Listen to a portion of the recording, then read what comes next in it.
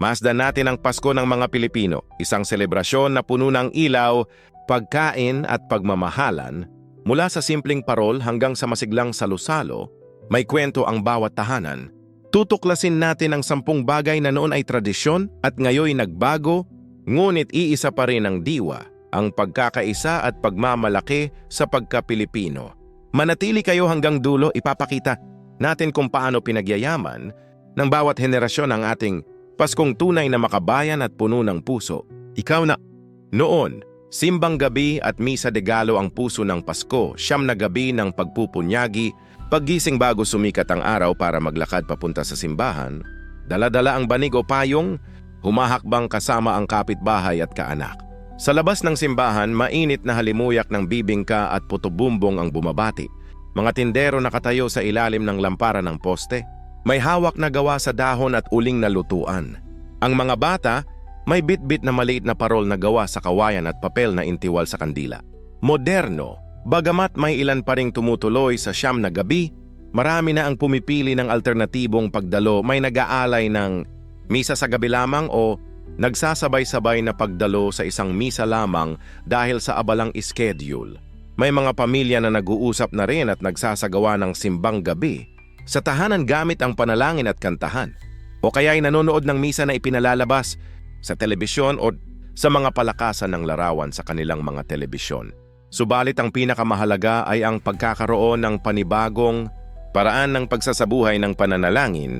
May mga kabataan na inuuna ang pagbibigay oras sa mga lolo at lola. May mga pamilya na nagtatakda ng oras para sa tahimik na pagninilay bago ang Noche Buena. Mula sa mapayapang pagdiriwang sa simbahan, dadalhin natin ang ilaw ng pananampalataya papunta sa ating mga parol at tahanan. Ikalawa, noon, ang parol ay gawa ng buong baryo. Bambu ang balangkas, pinapasa ng mga bata hanggang sa tahanan at sinisikmura ng puting papel na yari sa hapon o sa malabong tela, minamaliit man ngunit itinatangi, pinapailawan ng kandila na may hawak na anilaw at maingat na binabantayan ng mga magulang para hindi masunog. Sa bawat parol makikita ang pagkakaisa. May nag-aambag ng kawayan, may nagsusulat ng disenyo, may nagpipinta ng makukulay na disenyo, at may lalaking taga-ukit na humahabi ng bitak para sa ilaw. Moderno, lumaki ang parol. May malalaking bituin na gawa sa asero at ilaw na sining ng kuryente, ipinapaskil sa sentrong pamimili at sa mga malalaking lansangan. May mga negosyong gumagawa ng designer, parol na may komplikadong ilaw at motor para umiikot, at may mga paligsahan sa parol sa ilang lungsod. Ngunit hindi nawawala ang pagkamalikhain. Sa barangay, patuloy ang pagkakaroon ng parol making workshop kung saan tinuturuan ang mga kabataan na gumamit ng recycled na materyales, plastic na bote, lumang tela at karton upang gumawa ng parol na may modernong ilaw na pinapagana ng maliit na baterya. At dahil ipinagmamalaki natin ang kakayahan ng ating mga kamay, marami ring lokal na artisan ang nagbubukas ng maliit na tindahan ng tradisyonal na parol na may modernong twist. Mula sa sinag ng parol na hawak ng bata, lilipat tayo sa masarap na himig at tunog na pumapalibot sa bawat tahanan. Ikatlo, noon, ang Noche Buena ay nag-uumpisa sa pag-uwi mula sa huling misa, putubumbong at bibingka na sinasalo-salo sa labas ng simbahan, lechong niluto sa ibabaw ng uling, adobong lola style na niluluto maghapon, at mga plato ng kesong puti at keso de bola na kinakain habang nag-uusap ang magkakapamilya. Ang mesa ay simpleng napumpunuan ng pinggan mula sa mismong kusina, nilagang manok na may patis at luya, pancit na may itlog at hipon at mangkok ng prutas. May mga kamag-anak na nagtutulong-tulong sa paghahanda, ang tiyahin ang nagmamasa ng bibingka sa kawali, ang kuya ang nag-aayos ng mesa, at ang bunso ang nag-aalok ng malamig na salabat. Moderno, naging kalakaran na ang pag-order sa mga taga-catering o bakery. May mga handang Noche Buena package na may frozen na lechon, nakareserbang hamon at decorative na keso. May pamilya na nagla-livestream ng paghahanda upang ang nasa ibang bansa ay makasama sa sandali. Sa ibang lugar ay nagtatakda ng oras para magsama sa tawag na may video habang sabayang bumubuksan ng regalo. Ngunit marami pa rin ang bumabalik sa tradisyonal na kusina. Ang ilang pamilya ay kinikilala ang sinaunang resipe ng mangkok na sinangag na may bawang, ang tinapay na gawa sa lola, at ang tsokolate na niluto sa palayok. At dahil karangalan nating ipagmalaki ang lutuing Pilipino, may mga pamilya na ipinapamana ang espesyal na resipe ng kanilang unang hapunan sa susunod na henerasyon. Mula sa masarap na amoy ng Noche Buena, tutunghayan naman natin ang tinig ng karoling na pumapalibot sa ating mga tahanan. Ika-4! Noon, karoling ay isang pagkilos ng buong baryo. Mga bata ang naghahanda ng lista ng bahay, may daladalang tambol na gawa sa lata at kahon.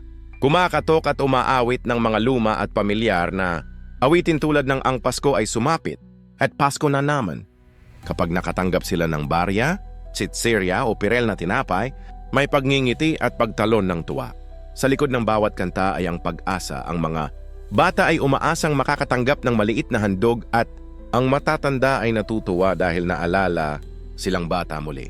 Moderno, bagamat nabawasan, ang tradisyonal na pag-akyat-akyat sa bahay dahil sa abala at takot, may mga organisadong caroling ng mga paaralan at simbahan na nagtatanghal sa mga pamilihan at sentro ng komunidad. May mga amateur choir na nagsasanay ang mas mahirap na harmony na itinatanghal sa entablado ng pista o fundraiser. At may mga pamilyang naguudyok ng sariling caroling night kung saan ang bawat kamag-anak ay may sariling kanta at instrumentong pangbahay. Ngunit nananatili ang katotohanan. Ang musika ay tulay na nagbubuklod sa henerasyon. Ang matandang lola na umaawit ng lumang bersyon ay nakikinig ang apo na nag-aawit ng bagong arrangement at sa gitna ng pagtugtog ay umiigting ang paggalang at pagmamahal. Mula sa awit, dadalhin natin ang diwa ng pagbibigay na makikita sa mga regalo at pamaskong tradisyon. Ika-5. Noon, pagbibigayan ng regalo ay kadalasan simpleng isinasaayos, mga handmade na laruan, sinulid na pulseras, at maliit na sobre ng papel na may barya para sa mga kapitbahay at katulong. Ang monito at monita ay ginaganap sa harap ng buong pamilya, pinipili ng lihim ang pangalan, at ang pagbubukas ng regalo ay sinasabayan ng tawanan at halakhakan. May sarili ring pasalubong ang mga nagbibiyahe, mga lata ng kape, kendi at tela na dala mula sa ibang bayan. Moderno, lumago ang pagbibigay, may mga listahan na ipinapadala sa pamamagitan ng text o liham. May mga online na tindahan na nag-aalok ng personalisadong regalo na ukit ng pangalan at may mga kumpanya na nagbibigay ng bonus o dagdag na sahod bilang token ng pasasalamat. Subalit nananatili ang tradisyon ng pamasko sa mga kasambahay, driver at kapitbahay, ang sari-saring maliliit na regalo at mga sobre na mas pinahahalagahan kaysa material na halaga dahil ipinapakita nito ang pag-aalala at pasasalamat. Ang pagbibigay ay hindi lamang sa pamilya. May mga pamilya na nag-oorganisa ng lihim na palitan ng regalo sa barangay, pinagsasamahan ang pagdiriwang at tumutulong sa mga nangangailangan sa kaparehong pagkakataon. At dahil ipinagmamalaki natin ang kakayahan nating magbahagi, maraming kabataan ang gumagawa ng sariling regalo na gawa sa kahoy o hinabing bag na sining ng tahanan. Mula sa pagpapalitan ng regalo, tatawid tayo sa pagbabalik loob ng mga malalayong miyembro ng pamilya na nagbabalik bayan upang magsama-sama. Ika-6, noon, bakasyunan at pag-uwi para sa Pasko, mga anak na nasa malalayong bayan o lungsod ay sasakay ng jeep, bus o barko. Dala ang bagahe at handang maglakbay ng magdamag upang makasama ang pamilya. Ang reunion ay simple. Pagtulog sa sala, pinagsasaluhang unan at simpleng kwentuhan hanggang madaling araw. Ang pagdating ng balikbayan box mula sa overseas ay isang malaking kaganapan. Binubuksan ang kahon at inilalabas ang mga regalo, damit at pagkain na bihira sa lugar. Moderno, mabilis ang pag-uwi dahil sa mas maraming option sa transportasyon at mas maraming tumatanggap ng bakasyon sa trabaho. Subalit kasabay nito ang trapiko at pagkahilig, magplano ng advance na ticket at pag-aayos ng listahan ng dadalhin. May mga pamilya ring gumagamit ng tawag na may video upang makasama ang mga nasa ibang bansa. May ilang nagtatakda ng espesyal na oras para sa sabayang pagkain kahit magkakalayo. Hindi nagbabago ang saya kapag nagkikita-kita. Ang matatandang magulang ay umiiyak sa muling pagkikita. Ang mga pamangkin ay nagmamadaling magkwento ng mga bagong nakuha at ang pagkain ay sabay-sabay na lulutang sa mesa. Mula sa pag-uwi at reunion, dadalhin natin ang usapan sa paraan ng pamimili at paghahanda para sa pista. Ikapito, noon, pamimili para sa Pasko ay isang masayang gawain sa palengke. Mga tindahan na puno ng palamuti, tindera ng prutas na inuuna ang pinong mangga at pinya, at mga karinderyang nag-aalok ng merienda habang nag-iikot ang pamilya, may hagdanan ng pamilyang nagsisipon sa maliit na palengke habang nagbabayad sa pamilyar na tindera. Moderno, naging sentro ng pamimili. Ang malalaking sentrong pamimili na puno ng ilaw at dekorasyon, may mga tindahan na nag-aalok ng diskwento at gift wrapping service. May mga maliliit na negosyante sa social media na nagbebenta ng personalisadong regalo at may mga wholesale na tindahan para sa mga naghahanda ng malaking selebrasyon. Subalit ang tunay na diwa ng pamimili ay hindi nagbago, paghahanda para sa pagdating ng bisita, pag-i-impake ng regalo para sa mga kamag-anak, at pagtitiyak na may sapat na pagkain sa mesa. Marami sa atin ang may paboritong tindera na kailangang bisitahin kada Pasko, ang taong nag-aalok ng libreng pasamplo ng hamon o ang nagbabalot ng regalo ng walang dagdag na singil, at sa bawat transaksyon ay kasama ang paggalang at ugnayan ng komunidad. Mula rito, tutukan natin ang espesyal na lugar ng mga bata sa ating selebrasyon. Ikawalo, noon, ang mga bata ang pinakamasaya, lumilipad, ang imahinasyon nila habang naghihintay ng regalo, naglalaro ng paputok sa may malayo, at nagbabasa ng mga kwentong pangpasko kasama ang nanay at tatay. Ang paglalaro ng tradisyonal na laruan tulad ng sipa at luksong tinik ay bahagi ng kanilang gantimpala pagkatapos ng hapunan. Moderno, nagkakaiba. Ang paraan ng pagsasaya ng mga bata, may mga laruan at gadget na mas advanced, subalit marami ring pamilya ang nagbabalik sa old school na laro. May mga paligsahan ng paggawa ng parol sa paaralan at mga workshop sa pagluluto ng bibingka na sinasamahan ng mga bata. At paggalang, tinuturuan ng mga bata na magbahagi, magbigay ng munting regalo sa kapwa at tumulong sa paghahanda ng pagkain. Ipinagmamalaki natin ang mga batang lumalago na may puso para sa bayan at may pagpapahalaga sa kultura.